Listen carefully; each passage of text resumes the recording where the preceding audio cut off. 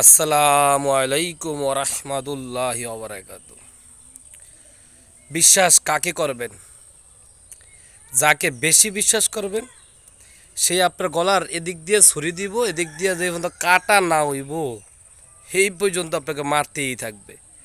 স্বার্থ ছাড়া রাজনীতি করে এমন ব্যক্তি খুব কম আছে, একবারই কম আছে।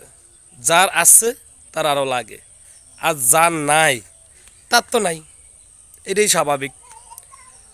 তাহলে সবচেয়ে বেশি যাকে বিশ্বাস করছি, যাকে ভালোবাসছি, যার নেতৃত্বে এবং যার কথা অনুযায়ী অন্তত রাজারগাঁওটার ভিতরে যাকে অন্তরের চেয়ে বেশি ভালোবাসছি, সেই লোকটা, সে আমার কাছের লোকটাই আমারে একটা ছুরি মারছে।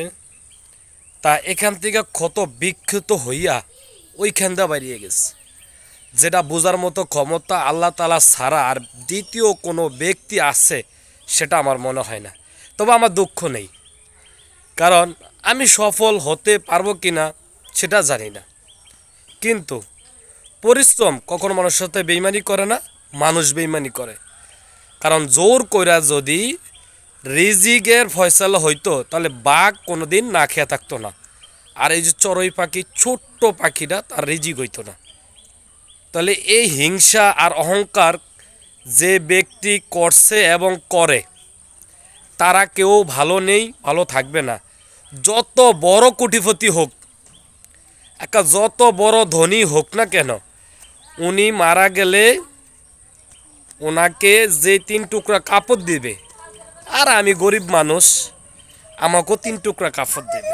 তবে দুঃখটা এই জায়গায় যে যাকে বেশি বিশ্বাস করলাম সেই আমার একটা ছুরি মেরে দিল।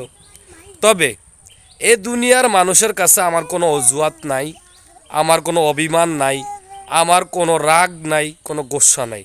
তবে আল্লাহ তাআলার দরবারে ওই সকল বেঈমান লোকদের বিচার, যেন তাদেরকে তাদের এই সগলখড়ির বিচার, এবং তারা এই যে একসাথে থাইকা আমার সাথে বেঈমানি করছে, যারাই করছে, যেই করছে, তার বিচার যেন আল্লাহ তাআলা কাল কিয়ামতের মাঠে করে। আমি সেইখানে আল্লাহর কাছে তার বিরুদ্ধে জবাবদিহিতা করব। কারণ আমি বেঈমান না, আমি মুনাফেক না, আমি সগলখুন না, আর আমি কারোর সাথে বেঈমানিও করি না, হিংসাও করি না। হিংসা তো ওই ব্যক্তি করে যার যোগ্যতা নাই, সে করে হিংসা। তো হিংসা যারাই করবেন ভালো থাকবেন না, পর দিন শেষে সমাজও আপনার ভালো হবেন না, আল্লাহ তাআলার দরবারও ভালো হবেন না। এর জবাব একদিন আপনাকে দিতে হবে। যে একই সাথে নবাব সিরাজউদ্দৌলার সাথে যেরকম মির্জাফর ছিল, একই সাথে থাকতো, খাইতো, এই মির্জাফরও তো সিরাজউদ্দৌলার সাথে বেইমানি করছে, নবাবের সাথে বেইমানি করছে।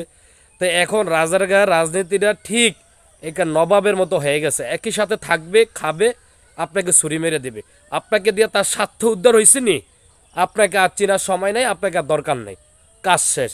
আবার যখন কাজের দরকার, প্রয়োজনে আপনার হাতে ধরবে, পায়ে ধরবে, প্রয়োজনে আপনাকে যেভাবে বুঝাইতে হয় বুঝাবে। কিন্তু এটা রাজনীতি না, এটা বেইমানি, এটা সার্থকতার মাঝে ওই স্বার্থ উদ্ধারের জন্য যেটা করেন সেটা ব্যবসা। তো এই সকল ব্যবসায়ীদের কাছ থেকে বাকি লোকরা, এরকম যারা ধাক্কা খাইছেন, সতর্ক থাকবেন, সুস্থ থাকবেন, ভালো থাকবেন।